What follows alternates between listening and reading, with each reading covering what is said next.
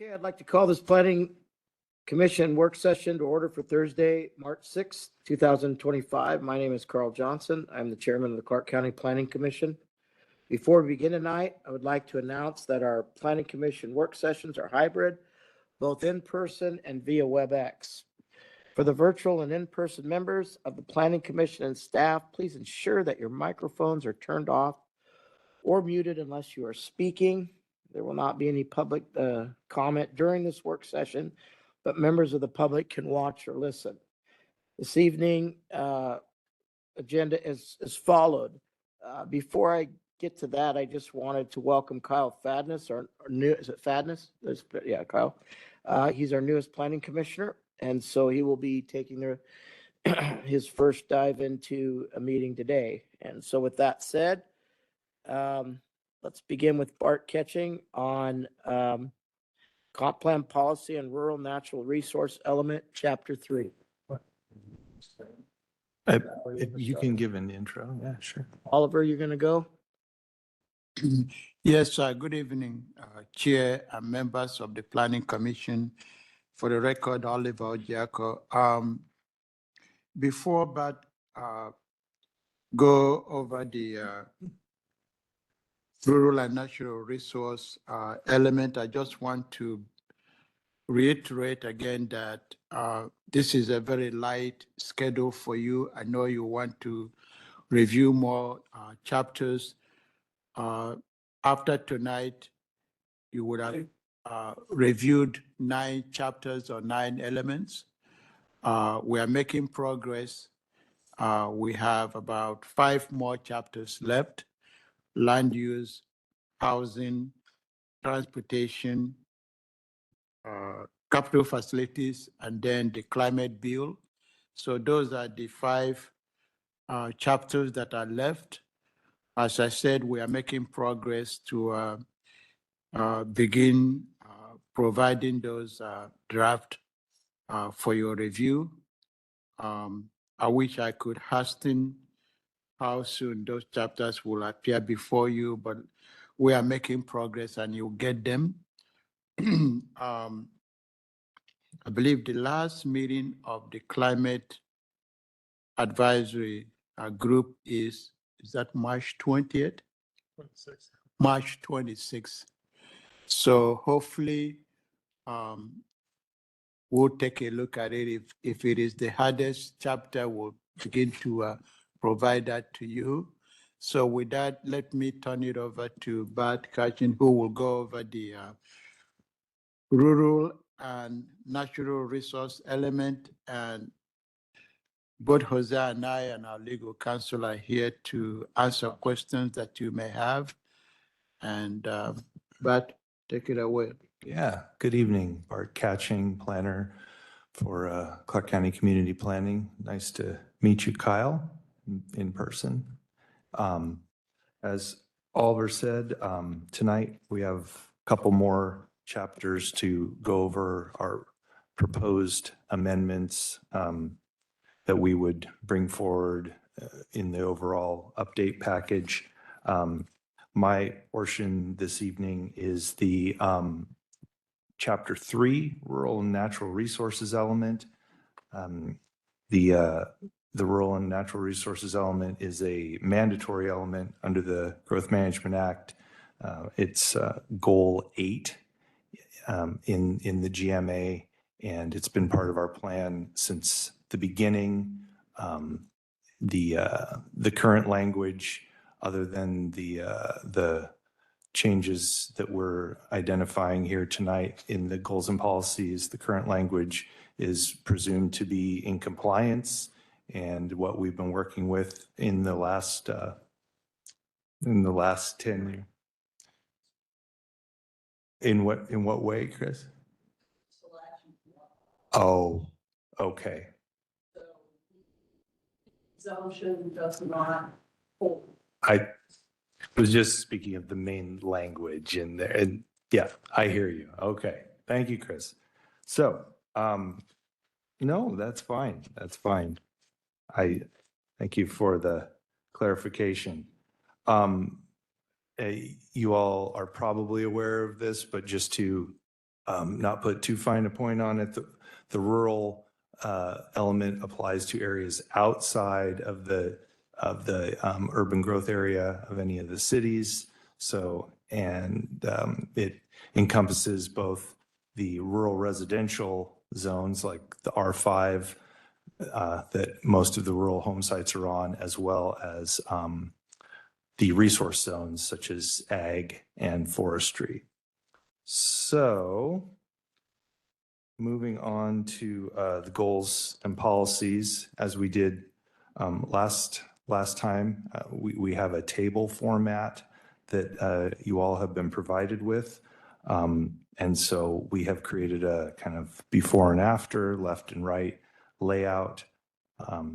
And we approach this with the same philosophy that we've been approaching the other chapters, that if the language is good, then we leave it alone. And if the language is, we identify something to change, that's where we have it. So that's why you see minimal changes other than the one section that we need to correct. And we'll get to that in a second. So the first page you have in front of you, including the 3.1 policies, the general policies. There's no changes proposed to any of those sections. That goes through page 2, except at the very last section, current 3.1.8 about extensions of rural sewer lines. There is updated language in the RCWs that also add that public sewer lines under certain circumstances can be extended to regional parks or schools. Again, the details of the criteria for that are in the RCWs. And we already have a policy in the capital facilities 6.3.8. So this suggested change, adding the phrase about parks and schools, would bring it into compliance with those two aspects. Moving into section 3.2, the rural lands section of the policies, no changes are proposed in any of those subsections. That goes the same for section 3.3, which focuses on what we call rural centers and what the GMA calls, uses the very fun acronym LAMERDS. So it's local areas of more intensive rural development, or limited, is it local or limited? Limited areas, I'm sorry. Acronyms, not my strong point, but we use the term rural centers throughout our comp plan to discuss those. We didn't identify any changes that were needed to the goals and policies on that. Yeah, Oliver wanted to bring something up. I only want to add that there are bills in the legislature that they're going through now that I don't know what will happen if the bill were to pass. There may be a requirement that Clark County, as one of the 2025 adopters, whether that bill will say that they will give us some time to work on those bills to be consistent with whatever the legislature passed. I just want to mention that there is a bill currently being considered that would allow up to 4plex in the limited area of more intensive development that has sewer. That bill also is considering allowing ADU in the rural area, detached ADU in the rural area. I don't know whether it's going to pass. I just want to highlight that that bill is being considered. If it passes, we'll then have an idea of the timing when we're supposed to comply, whether they're giving us 6 months or up to a year to comply. I don't know. Chris, go ahead. I don't have it now. I can provide that next time I show up here. Thank you. Thank you, Oliver. So moving on to the next general area, 3.4, that would be the forestry section. Again, there are no changes that we propose to that section. The same goes for 3.5, the agriculture focused section, except for a very minor word choice that I identified reading through the text in 3.5.9. When you read that, that bullet point, residential development adjacent to agricultural land shall be approximately buffered. That doesn't make any sense. I assume that was some sort of autocorrect or word choice oddity, because appropriately buffered makes a lot more sense in that sentence. But again, that's just very, very minor. And now moving on to section 3.6, the mineral lands. What you will see there is explained as succinctly and as best I can in that top rationale section on the upper right, directly across from 3.6 policies. This whole section, basically, aside from a couple of the subsections that remained the same, was fully updated during the work of the Mineral Lands Task Force. And that language was adopted by County Council in 2014 pursuant to the resolution that's noted there during the course of the comprehensive plan update that was happening concurrently and right after for reasons that are not in my wheelhouse, because I wasn't working here. The language did not get pulled through to the current comp plan. But so the language that's in the highlighted to the right is the language that was adopted by the Mineral Lands Task Force and the council during their work.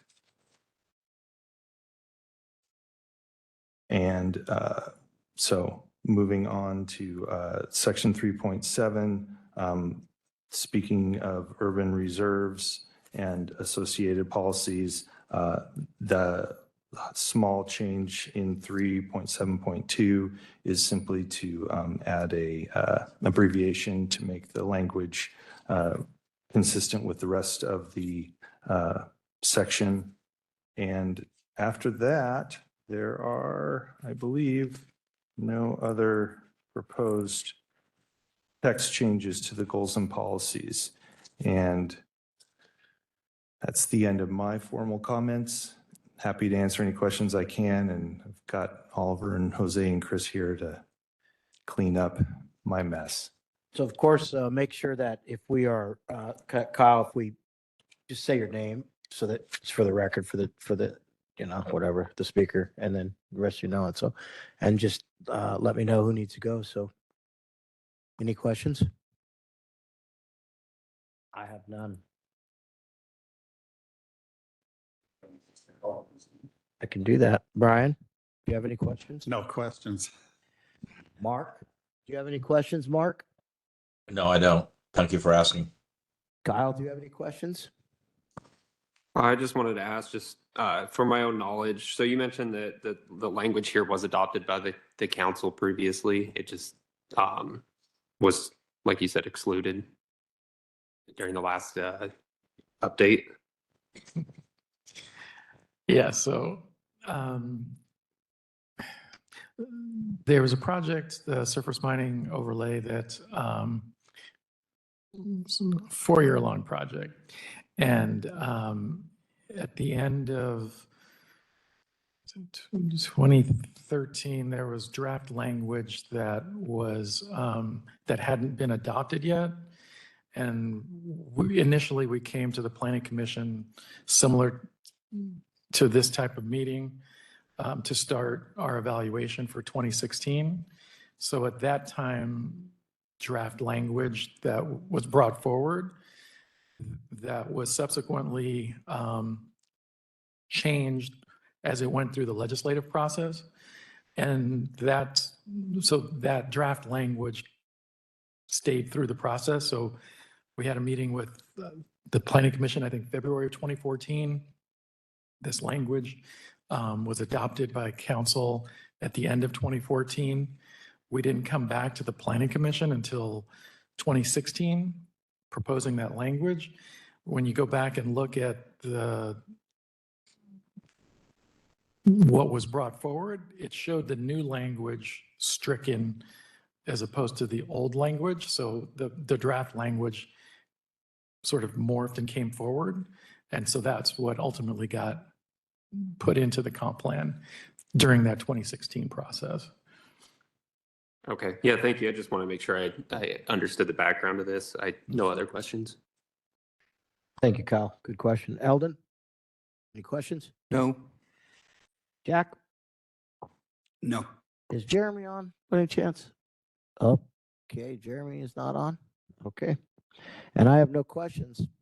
Great explanation, because I can't even remember that, but I was here. I didn't remember it. I had to look it up. That was pretty good. Okay, All right. Bart, thank you very much. Thank you, Chair. Great, appreciate it. Yep. Okay, up next, comp plan policy, parks and recreation and open space, chapter 7. Amy, are you ready? Okay.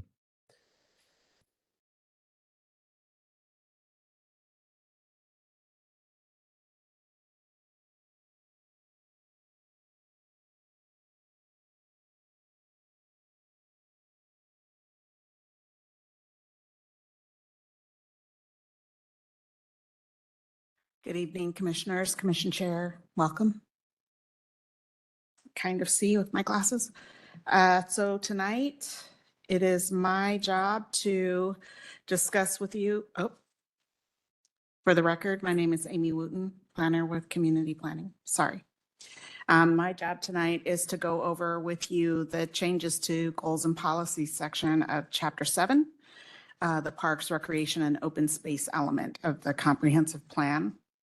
And just as a reminder, it is not considered a mandatory element in our comprehensive plan.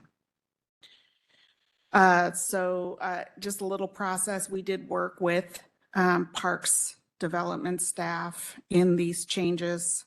Exchange of emails and a meeting here or there.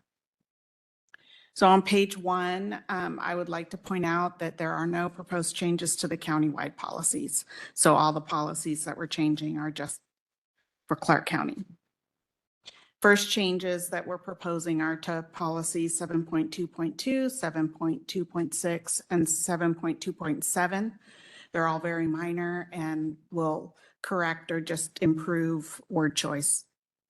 The next changes are on page 3. And are to 7.4.3 and 7.4.4. And again, are just word choice changes. The very last change is on page 4, very minor, but it is going to change the word initiate to administer in regards to the volunteer host program because they already started it. And there is currently a staff coordinator that administers that program in the Parks Department. That concludes the changes that I have to discuss tonight. If you have any questions, please feel free to ask. So, very good, very efficient. Round we go again. Brian? Yeah, Amy, thanks. No questions. Kyle? No questions. I don't have my sheet. I will just go around. Eldon? No questions. Jack? No questions. Mark? No questions. And I have no questions. Other than that was very efficient. Thank you very much. Okay, with that said, we are moving on to any comments from members of the Planning Commission? Eldon? So Oliver, I listened in on the last CAG meeting that was held on February 26. It was very enlightening, but it raised some real concerns with me about how much time this commission is going to have to discuss particularly all the new climate element goals and policies. Because even that night, the group spent almost an hour and a half on goal 19. And this isn't the first time that they've discussed goal 19. This group hasn't even seen those yet to discuss. And there's over 33 goals and 157 policies related to the climate change aspect. It just feels like we're going to get crunched and be pressured to rubber stamp all this stuff that based on what that committee's doing and the other committee's doing. So I'm just a little concerned. Is there any way that we can start speeding up on listening and getting to some of the climate goals? Because face it, the majority of the time that we're going to spend on this comprehensive plan review is on the new items, the climate. Thank you, Commissioner Alvin. I think it will be a disservice to you. I share your concern, but it will be a disservice to you to not wait until that committee completes their work. Like I said, they are meeting, their last meeting, hopefully March 26th. When you work in a committee, there are various opinions, and what we don't want to see is a minority report, if you will. We want to give them the opportunity to deliberate and come to some kind of a consensus, if you will. They're not always going to agree, but that's the latitude that I'm providing them, and our staff is as well. The climate bill is very complex, it's new. I share your concern. What I will do is, as soon as they make their recommendation, and I suspect that some of their members, it's likely to come to your hearing when the matter is before you, as well as our council. The public will have their own reaction to that. Some of the requirements in the bill is very new. And then, of course, you have I-2066 that just passed. It's my understanding that there is a litigation on that. So who knows what the outcome of that is going to be. We are going to do our best if it means providing not the entire text to you, but present that to you in part so that you can be able to review them as adequately as you can, rather than dumping it all on you to review at once and rubber stamp. No, we want to give you opportunity to review, make recommendations. Of course, the final decision is going to be by our county council. The series, this is in some area a joint effort where some cities are required to do resilience component of that bill.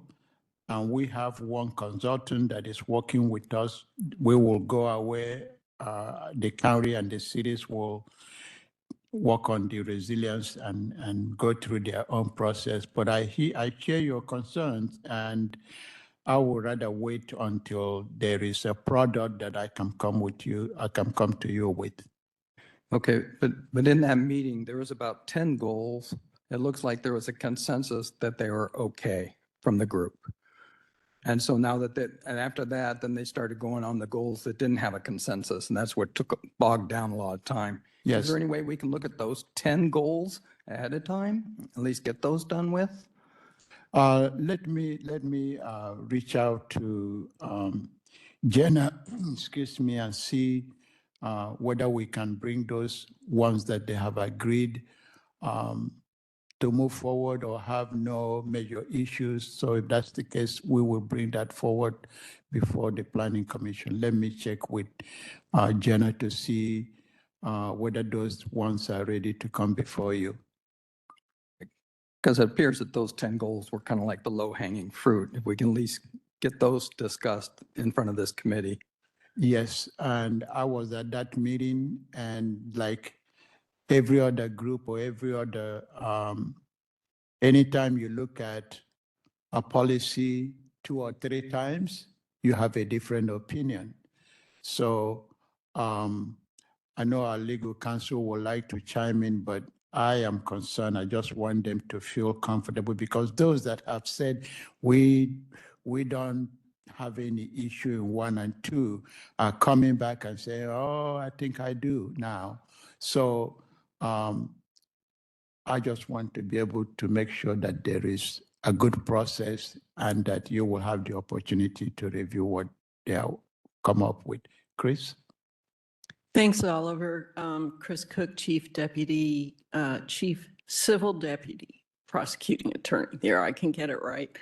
I just wanted to say that I've been working with Jenna a little bit on the codes and on the goals and policies, and that they really are not ready for prime time yet. Hopefully, there will be decisions made at the next CAG meeting that Jenna can follow up with. But there's some pretty serious questions that have arisen since the passage of the initiative about natural gas. And so they are, the CAG is dealing with those, as is planning staff and my department. So are you talking to Jenna then about these, at least the goals that they had consensus on, if that was formal enough to go ahead? 'Cause I got the Yeah, impression in that I'm meeting- not sure that all of them are. Yeah, Most of them are. okay. But I think you know where I'm coming from. It's got a lot of goals and policies associated with the climate aspect. And if we get to June, I don't know when, say, here you go, Planning Commission, here's your 33 goals and 157 policies. Good luck. Read them in 24 hours. And especially since they There will be the a quiz. CAG took over an hour just discussing one goal. And that's not the first time they discussed it. Mhm. And yeah, It's difficult stuff. I know that the meeting next week is anticipated to be the last one, which indicates me that decisions will be made by the CAG. the one on the 26th of March. Yes, yes. This, It's the 26th? I thought it was next week. 26. Okay, whenever. well, It's this month. It's I not June. I think also there's been many times where I've looked ahead like that and gone, there's no way we're going to see through this. And I'm not saying this will or won't, but I'm saying that we do work through it. I mean, we're going to have to, first off, but second off, surface mining overlay comes to my brain. Few others where we're just like, man, this is Alt4, all these things were just like, it was a mess. And it was like, how are we going to do this? And we just plod through it. And again, our job is to recommend. That's what we do. It's the counselor's job to, and we just do our best with the information we have. yeah, I understand that. I'm just waving a flag that it looks daunting, especially when if you listened into that CAG group. I mean, they had some very good discussion and there was some pretty good dissension going on too. And I hear you, and like I said, we will do our best. If we got a package and want to packaging in a way that it's not overwhelming to the planning commission, we will certainly do so. And on top of that, I plan to listen in on the next CAG meeting. I encourage everybody on the commission to do that too. It's kind of dry, but it was pretty enlightening to me. Thank you. Is there any other issues outside of what we've discussed tonight? Yes, Brian. Jamie Housley entered a letter into the public record regarding this workshop tonight, and it doesn't look like the letter had anything to do with our workshop tonight, and wondered why he entered it at this time, and the letter really wasn't addressed to us. You mean the 176-page document or some ridiculous? Yeah. Well, he attached somebody else's growth plan to it, but To Ridgefield. it was only to the mayor of Ridgefield.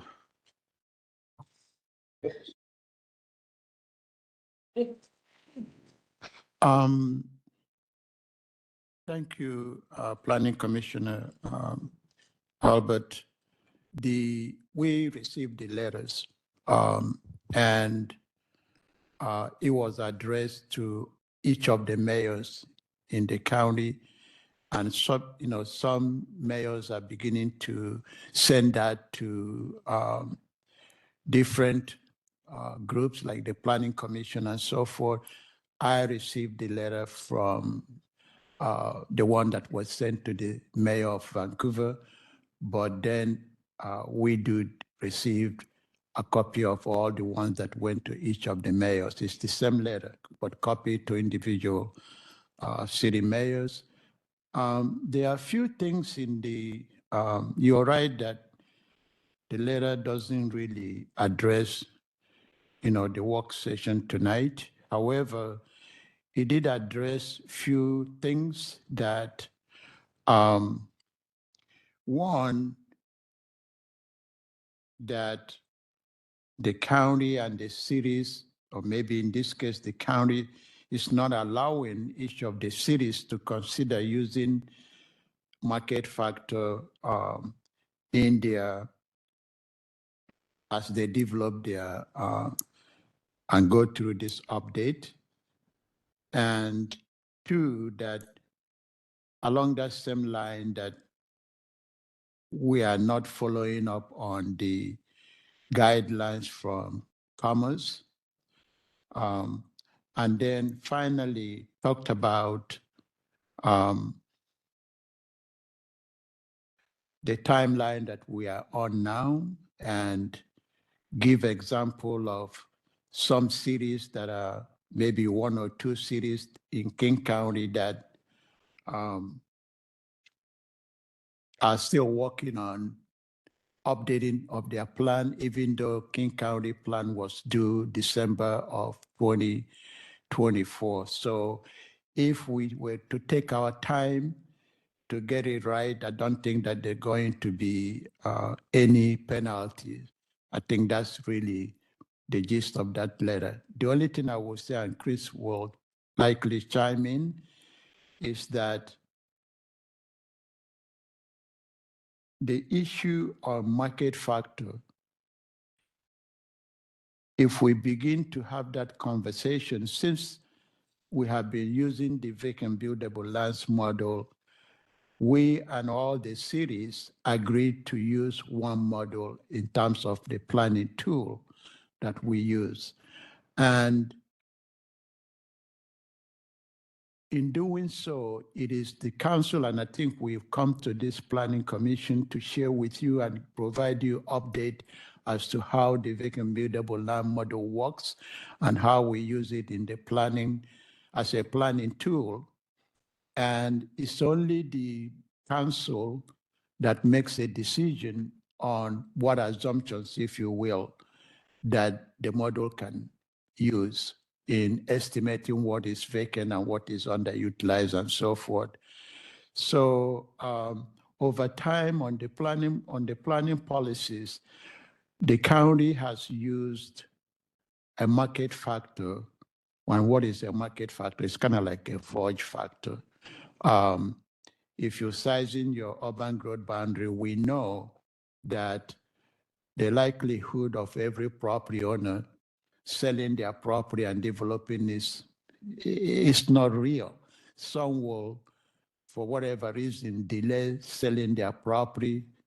You always a willing buyer and and they sell as well. So for residential land, the county applies a market factor of 10% of the vacant land will not convert within the planning horizon. And also that 30% of the underutilized, because they're much difficult to develop for a variety of reasons. You may have a home on it, but you have an acre and a half and a home. You may not want to sell. You may want to be on your acreage, but because of that, the county applies 30% of the underutilized will not convert during the planning horizon. And there were no market factor for employment lands. Now, history will tell us that over how many times we have gone through the periodic review. In some cases, the county council will make a decision to apply market factor on employment land. In some instances, they have not, like in 2007, and nothing that was not a thorough mistake, for example, because we have used 50% market factor on employment land and was dinged on that. So the county become cautious of how we use market factor, particularly on employment land, because of that fact that we have used 50% in the, that is really significant if you ask me. But the growth board, like I said, was heard on the county for using that 50%. And all those land have been in the inventory for a very long time. And you hear people come before you and say, oh, that has been developed, you need now to be something else. But that's the product of the county overusing market factor for employment land that have been in the inventory for quite some time. So our council is very, how will I put it? We share with the council, and this time around here is the planning assumptions, how we have used it, and the fact that it wasn't used in 2007. Similarly, if you go back to the work that the Buildable Lands group did, some of these people, I would say Housley was on that committee, and they had extensive discussion about market factor. We had a consultant, Eco Northwest. If you all remember, we spent over 2 years going over how to improve the model, if you will. They have extensive discussion about market factor and how other jurisdictions have used it. The group recommendation was to retain the market factor on residential land. They did not make any recommendation that it be extended to employment land, for example. This is just the background. We have completed that study and submitted it to the state as required by statute in 2022. I will encourage the Planning Commission, if you go on our website and click on Buildable Lands, you will see a series of Buildable Lands report that we have completed. The top one is the most current that was submitted to the state. If you read that, it is very comprehensive, and you will see where the council made the decision on what needs to be included and the work or analysis that Eco Northwest did on this particular issue. So I don't know why this is coming up now, to be honest with you. On the question on, because if our council wants to revisit this, I can tell you, I cannot speak for the county or the cities, but I know that Vancouver, for example, is going to ask that what they didn't get when we went through this process should be on the table now. So they just, I don't know why this is coming up now. That's my take on the question. On the concern about, not concern, but raising the question that we could just ignore our statutory deadline because some cities are still working on theirs. I think that is not, I would say to Chris, I'm not sure that's what Chris will advise, the council or advise you not to do. We will work to really come into, not compliance, but at least try to meet our statutory deadline. I was going to say, missing the deadline does not sound like a good strategy, and hoping that you don't get penalized because of it. Yeah, I believe you just said that very succinctly and correctly. I don't think I need to say anything else. Yeah, just a clarification. So as far as the concern that was brought up in the letter, that the market factor of 10%, you guys met with the cities, said they understood that they could pick their own market factor by statute that they're able to, and then they collectively said, we're going to go with the counties and stick with the 10%. No. So there's two market factors. One is 10% and one is 30%. Okay. And we had a group that we put together in 2019 that represented both the small and large jurisdictions. So representative from Vancouver and La Center, I think, was represented. We discussed all of the assumptions in the model. That we got a recommendation. It was taken to council and they approved that recommendation. There's no discussion about individual cities doing any individual market factors. Okay, so the individual cities were not informed that they could. They were informed of the process. We were reviewing our model assumptions. Sure. I'm just addressing. I don't think there was any conversation about individual cities. The cities No one- didn't know that they were. The cities didn't ask for, and that just didn't come up as an issue. But were they aware that they were allowed to? Was that brought up to them? No. Okay. To our knowledge, they weren't. Now, the people, the folks who produced this letter saying, oh, you didn't let the cities do that, have been in very close, I would not say repeated, I would say constant contact with the cities. And if that was their position, perhaps they could have said something in 2022. Usually under GMA, if you think something is illegal, you have 60 days to appeal it. So I think it's a little odd that they're coming up with that now. And I don't think they're necessarily correct. No, I agree that the timing's seems late, but I was just trying to clarify what was stated in the letter and just understand. Yeah. And the author participated with the advisory committee, so. It sounds like the author has another end game that we're not aware of for this letter coming at this time.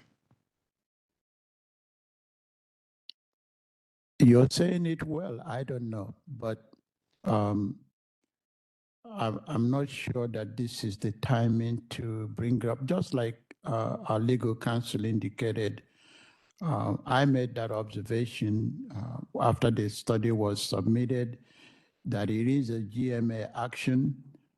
Those that participated, the cities and the development community could appeal that report when we were submitted to the state.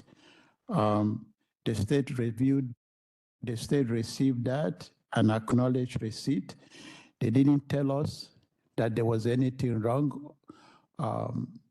We followed pretty much their guidance, and our consultant that helped us work with that also followed that guidance. I don't know what else to say, but if there is any push to revisit the assumptions, just like you said, maybe there may be other motives. I don't know. Maybe just to delay the process. I have no idea. I just don't know. But I think it's kind of late to be going back and saying we should have done this or done that. You know, I can tell you that after the consultant and the group completed their work, there was a minority report.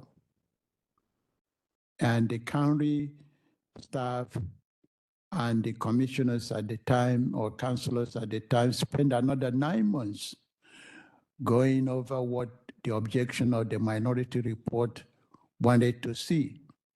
And both Jose and I believe Chris, we step out and have Bob Poole, who some of you know, respond to or do some studies to justify whether what was being proposed makes sense. And upon reviewing the outcome of the study that Bob Poole did, I have great respect for him. He has since retired. And after that, the councillors decided to vote differently because of that information that informed them that what Bob did was more accurate than what speculative information that is being provided. Any other comments on that? All right. With that said, any comments, general comments? Once again, Kyle, good to have you. Gotta say something, Kyle. Thank you, guys. All the presenters, appreciate it.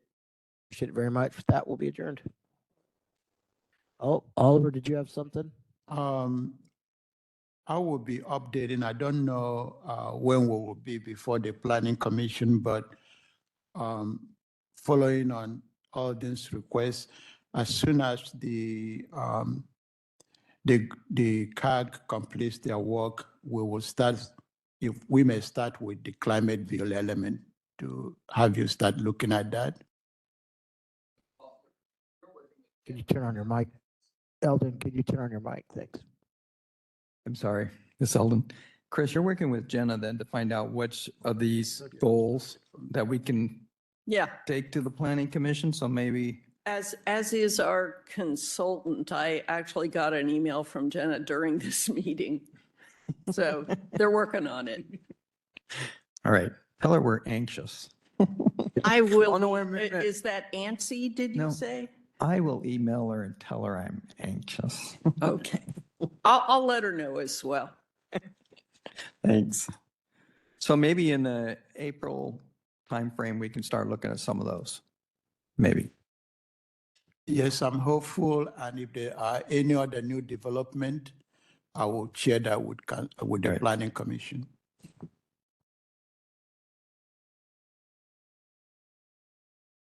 Maybe I should turn on my mic. All right. This time we'll really adjourn.